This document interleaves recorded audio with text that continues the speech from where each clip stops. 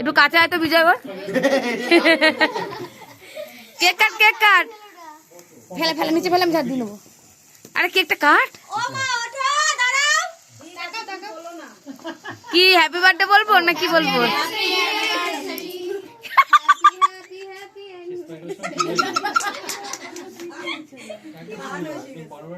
Cake খাওয়া কাপড়কে খাওয়া, ওকে খাওয়া। বিজয়ের দিকে তাকা ঢুকে নে এবার দাঁড়া ওকে।